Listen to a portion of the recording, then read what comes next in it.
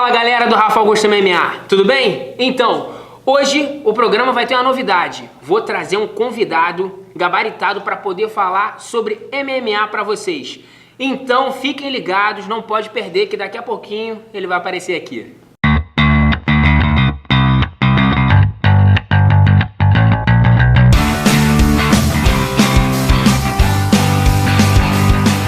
Fala galera, como prometido, tá aqui ó, Gabriel Medeiros, convidado especial do programa Rafa Augusto MMA. Gabriel Medeiros, jornalista, para quem não sabe, e sabe muito de MMA.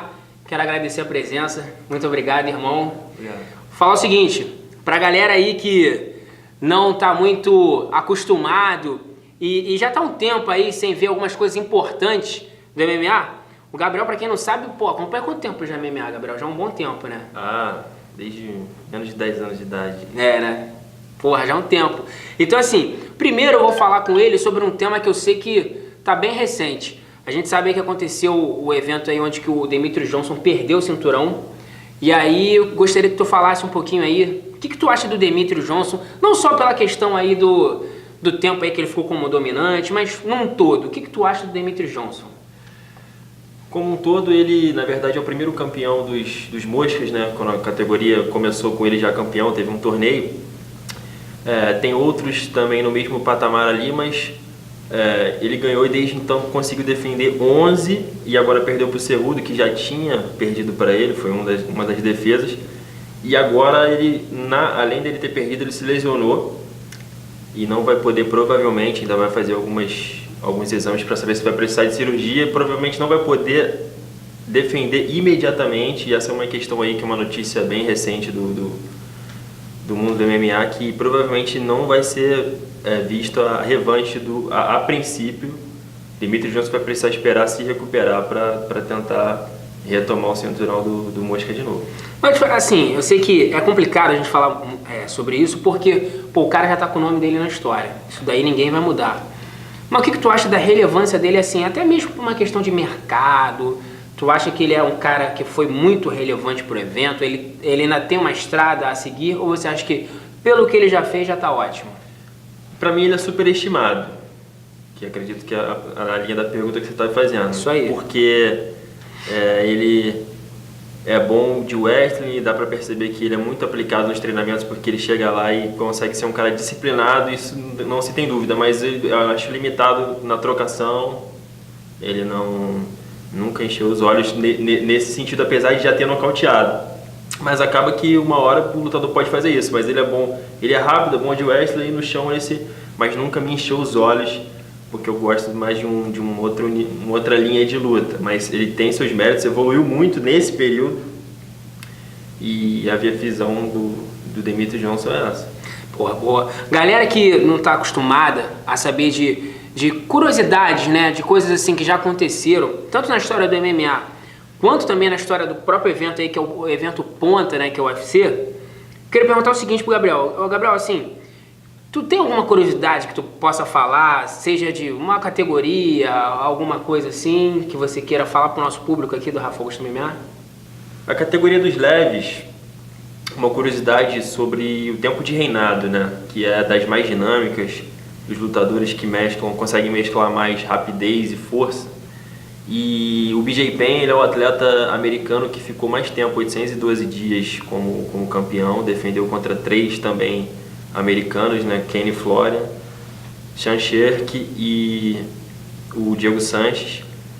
E depois disso, o único brasileiro campeão da categoria foi o Rafael dos Anjos, que defendeu uma vez contra o Cerrone, que é um fato relevante porque depois dessa defesa não teve mais. O Ed Álvares ganhou dele e depois já perdeu para o McGregor saiu por tempo, ou seja, é uma categoria difícil de manter, e o Rafael dos Anjos aí brasileiro conseguiu esse feito, e quem sabe até agora ele está lutando no meio médio. Agora ele subiu para o meio médio, teve a chance dele contra o Tyron Woodley, né? Ou ele não chegou a ter? Agora bateu uma dúvida. Mas eu acho que o Rafael, ele subiu de categoria, subiu bem, venceu algumas lutas importantes. Mas vamos falar do leve, que é que a curiosidade que você está falando, que é o seguinte, é engraçado, não sei se tu já reparou, Gabriel. Tem muitos lutadores excelentes nos leves, o Tony Ferguson, como você citou, o Conor. O Khabib agora, né, que é o campeão, né, tá como campeão linear da categoria, mas essa dominância não acontece. O que você acha que deve? O que deve esse fator? Justamente, eu escolhi essa categoria para falar. O motivo de não ter muita defesa é pela competitividade, você está falando. Muitos atletas bons. Alto nível, né? E o Ferguson, que você citou, ele chegou a ser campeão e saiu por inatividade, por contusão, assim como o McGregor tinha saído por inatividade por outras questões dele. E aí agora o Nurmagomedov, Khabib, depois de uma vitória do Al Iaquinta, venceu, atropelou, né? Foi. O Khabib é o cara que tá invicto, tem um card perfeito no UFC. Ele vinha de vitória do Edson Barbosa, nosso brasileiro, e aí venceu o Al Iaquinta. atropelou, mas o Iaquinta é outro lutador muito bom. Muito e bom. Aceitou a luta com 7 dias, 10 dias. Verdade, Isso, né? porque no caso o Khabib ele iria enfrentar o Tony Ferguson, que se lesionou, faltando poucos dias pro evento. Então Dana White precisou ali de alguém para poder substituí-lo. E aí o Al Iaquinta foi muito, né, bastante ousado para aceitar essa disputa de cinturão em poucos dias.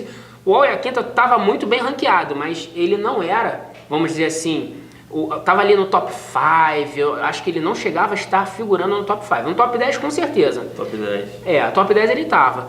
Mas aí o que tu acha? O seguinte, eu preciso te perguntar isso. Quem que você acha que venceria numa luta Khabib Nurmagomedov versus Conor McGregor? Vamos falar da luta. Que tá marcada, na Tá verdade. marcada, a luta tá marcada, vai acontecer. Vai ter elementos aí extra octógono que aconteceram, questões aí bem graves do que o McGregor fez. Sim. Mas falando se a luta acontecendo, vamos esperar para não Chegou ser lá os dois. cancelada. Acredito que o Nurmagomedov vai fazer como sempre na carreira e conseguir jogar ele pro chão, que o McGregor é bem limitado, por mais que ele saiba que precisa evoluir nessa parte, porque em pé ele é dos melhores e óbvio que ele treina isso. Mesmo esse tempo aí que a gente está sem ver ele, não acredito que ele consiga segurar o Nurmagomedov no chão. Se ele for derrubado, acredito que ele perde no primeiro round. Primeiro round, né? Porque o Nurmagomedov é muito ensaboado. Complicado, todos né? os lutadores que conseguiram enquadrar ele ali, talvez nenhum. Talvez nenhum, né? E eu não sei se seria ele. E vamos colocar que ele praticamente não, ele já enfrentou os melhores da categoria, né? E considera, por mais que ele tenha ganho o Ed Alves McGregor e se sagrado campeão, considera até que o tamanho dele é mais pro pena, que ele tinha antes e ganhou o José Aldo. Sim. As categorias estão cada vez os caras maiores e eu acho que o McGregor se enquadra até mais no pena. Melhor exemplo disso, que você falou da questão que os caras estão maiores para a categoria, é uma luta também que já foi marcada, que essa é pelo meio médio, que é o Tyron Woodley versus o Darren Till. O Darren Till é um cara muito maior que o Tyron Woodley. Ele poderia estar lutando ali facilmente na categoria meio pesado, não é exagero, pelo tamanho que ele tem. Então isso que o Gabriel falou é muito verdade. Hoje em dia os caras estão muito grandes para as categorias que eles estão lutando, né? Tudo bem que é uma estratégia antiga para poder o cara ter uma certa vantagem, né? Ter um alcance melhor, a envergadura. Mas assim, para a gente fechar essa questão, tu acha que o Khabib vencendo o Conor, então, da maneira que você está falando, você acha que ele consegue manter por um bom tempo, pelo menos o Khabib, que é esse cara que está invicto? Justamente por isso, ele é invicto e lutando no mais alto nível já há um tempo, né? O gás dele é impressionante, né? Impressionante, o extra, o jiu-jitsu, a forma que ele domina a luta. Pode até ser um pouco chato de assistir para muita gente. Você vê que ele não se põe na luta muito para trocar golpes, assim, ele se resguarda disso, mas é muito eficiente. Ótimo. Fazer o seguinte, fazer uma pergunta aqui pro Gabriel sobre o Georges St-Pierre. Gostaria que para quem não lembra, o Georges St-Pierre foi um grande campeão da categoria dos meio médios. Depois de, acho que tá o quê? 4 anos parado? Quanto tempo ele ficou parado, Gabriel? Ele ficou um bom tempo parado. Ele ficou 4 anos. 4 anos parado. Ele retornou quando o Michael Bisping era campeão do peso médio e ele conseguiu vencer o Michael Bisping. Então eu queria perguntar para você o seguinte: vamos fazer um apanhado aí da carreira do Georges St-Pierre, das declarações que ele deu recentemente. Gostaria que você falasse aí pro público que está assistindo a gente do Rafa Augusto MMA. Me fala aí, me desvenda pra gente o Georges St-Pierre. Ele recentemente, na semana passada, ele alegou que usou até a palavra odeio, né? Que odeia lutar, porque ele deu a explicação de a possibilidade da derrota torna aquela tensão, o momento pré-luta muito, muito complicado para ele. Ele não tinha dito isso antes, mas para mim foi curioso isso, Rafael, porque para mim, quando eu assisti as primeiras lutas, porque ele tinha uma certa hegemonia e ganhava com uma facilidade. O Josh Koscheck, alguns lutadores que ele enfrentou ali antes de 2013, que ele reinava, e a entrevista do Joe Rogan era aquela coisa assim, será que alguém ganha de você? E aí quando ele teve um desafio maior com o Carlos Condit em 2013, e em 2012, e depois em 2013 com o Johnny Hendricks, que muita gente achou até que teria ganho, Sim. com ele alegando ganhei e fui lesado pelos juízes, o Hendricks alegando. Eu me recordo que eu senti no rosto, durante ali ao vivo do Saint-Pierre, que ele não lidava bem com aquela situação de perder aquela... Tu conseguiu perceber isso pelo jeito que ele lidou com a Eu situação? não precisei que ele falasse isso. Claro, passou um bom tempo e é só agora, depois que ele já ganhou o Bisping, e aí saiu também porque ele se lesionou de novo. Teve algumas questões aí também polêmicas dele queria a luta tal e o Dana White segurou um pouco porque ele ficou inativo, voltou à inatividade novamente.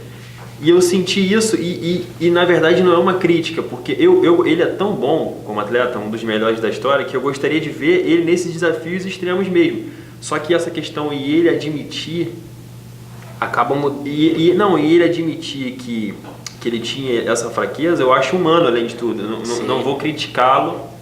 Não vai ter aquele Por ter julgamento. o medo né? da derrota. Mas a gente queria ver, todo mundo que gosta, acompanha, queria ver ele contra os melhores, mesmo quando começou a ficar mais complicado para ele manter. Posso aproveitar para te fazer uma pergunta dentro disso? Tu acha que uma luta que sempre, a vida toda, enquanto o Jorge Saint-Pierre estava lá como campeão dominante, lá nos meio-médios ainda, era o Anderson Silva. Muita gente falava desse confronto. Quero te fazer duas perguntas. Você acha que, primeiro, é viável esse confronto? Porque muita gente alega que o Anderson Silva é muito maior que o Jorge Saint-Pierre. E como é que seria essa questão como é que é casar os pesos, ia lutar em qual categoria? Apesar que o Jorge Saint-Pierre já mostrou que ele pode lutar nos médios, né? Porque ele subiu quando foi pegar o Michael Bisping. E quem venceria se houvesse essa luta Jorge Saint-Pierre versus Anderson Silva? Com o Bisping tanto fez como foi campeão, né? Como foi campeão, venceu bem. E no retorno, ele já tinha esse 4 status. anos parado, ele voltou e ganhou. venceu bem. Mas na minha opinião, até dentro dessa questão dele admitir o medo, o Bisping é um adversário, o Anderson Silva é outro. Exatamente. Apesar do Anderson Silva ter, para mim, na maior zebra da história, talvez do MMA, Sim. perder para o Michael Bisping. Tu achou que ele perdeu mesmo? Tu daria aquele resultado pro Michael Bisping? Foi uma luta polêmica. Parelha, né? O Anderson Silva lutou talvez 20% do que Ele do pode que a gente. apresentar, né? Então, para mim, na carreira, acho até que dá uma certa, mas foi o que aconteceu. Um catchweight, na época que os dois estavam no auge, eu acho que era desvantagem pro... Só que fazer um negócio, uma só polêmica. fazer um adendo aqui rapidinho, Gabriel. Galera, catchweight, pra galera que não acompanha, peso casado. Peso casado. Certo? Pra galera que não tá acostumada com os termos, é uma luta de peso casado. Então o cara nem vai subir tanto, nem o outro vai descer tanto. Ele vai chegar no meio termo pros dois poderem se enfrentarem O em que condições. significa que enquanto os dois eram campeões, quem perdesse não perderia O cinturão. Seria Ia uma manter o luta mesmo. para entreter. Aham. De dois caras dos tops do mundo naquela época. Com esse tempo tendo passado, com o que se tornou no ponto que está a carreira dos dois, não consigo ver isso acontecendo. Eu acho até que muita gente quer, mas não seria interessante como naquela época. Você acha que... Não, assim, eu acho o seguinte, é uma luta, primeiro eu vou falar do lado comercial da luta. É uma luta que tinha muito apelo.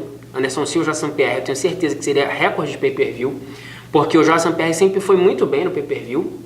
Não que o Anderson não tenha sido, mas o Jorge Saint-Pierre sempre mostrou resultados melhores no pay-per-view.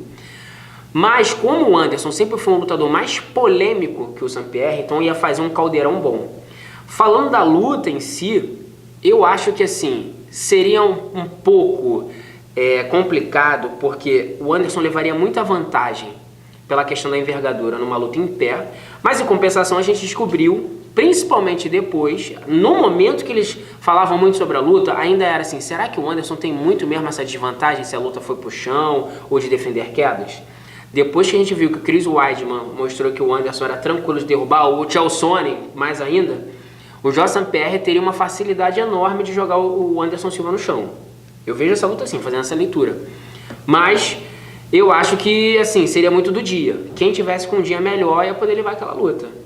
Mas a gente não pode esperar que seria com eles no auge, isso. né? No auge. Mas o apelo comercial continua tendo, bastante. Continua os dois. Mesmo assim, o Jorge St-Pierre tendo abandonado a carreira aí pela segunda vez, né? Vamos colocar assim. O Anderson vindo de suspensão. Foi uma lesão né? A do St-Pierre. Mas de novo. Eu acho que ele tentou até falar com o Dana White de pegar uma luta e o Dana White falou assim, não, você tem que escolher uma divisão pra ficar. Esse lance de você, quero lutar nessa. Exato. Eu acho que aconteceu isso. E aí o Anderson tá voltando do doping, se eu não me engano, ele vai voltar em novembro pra ser marcado uma luta em dezembro, que a gente ainda não sabe com quem, né? O Anderson Silva aí que enfrentou aí momentos difíceis na carreira, depois de ser, acho que na minha concepção, um dos maiores campeões da história do UFC. Agora, na época, se houvesse essa luta, seria realmente recorde de todos os sentidos. E eu acho que deveria ter sido feito. Eu acho que tanto o Jorge St-Pierre... No caso, alegaram que o Jorge St-Pierre não queria luta, pela diferença de tamanho. Mas o Anderson até hoje deu uma entrevista recente falando que gostaria da luta. Então a gente nunca vai saber. É sempre mais complicado pro menor, né? Exatamente. Quem leva vantagem. Então assim, o Jorge St-Pierre, eu acho que ele foi humano em declarar então essa questão e mandou bem, né? Ele mandou poderia bem. guardar pra ele, pro resto. Se expôs também, né? Ele se expôs um pouco. Sim. Mas valeu a pena. Quero falar o seguinte, galera. Quer deixar um recado pro pessoal? Quer falar de alguma outra coisa? Ou tranquilo? Isso, agradecer o teu convite em participar. Espero que tenham gostado. Seguinte, vamos fazer o seguinte então. Hoje o Gabriel fez uma participação especial. Mas, vou deixar pra galera que tá assistindo a gente, deixa uma pergunta, se vocês quiserem que ele volte, pode botar aí no comentário. Vou te botar aí nessa... Bota um comentário aí no YouTube, tá bom? Gostei, bacana. De repente, se vocês gostarem desse tipo de formato, trazendo convidados, falem comigo, tá? Eu sei que eu tô um tempo sem postar um programa. Eu sei que as últimas postagens que eu fiz foram a entrevista do José Aldo e a do Thiago Marreta. Mas estou trazendo aqui um convidado especial. Espero que vocês tenham gostado. Agradecer também muito ao Gabriel pela presença. Muito obrigado. Valeu mesmo. É isso aí. E dizer o seguinte, não esquece, compartilha nas redes sociais.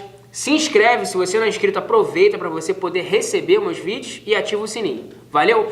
Galera do Rafa Augusto MMA, muito obrigado, até a próxima.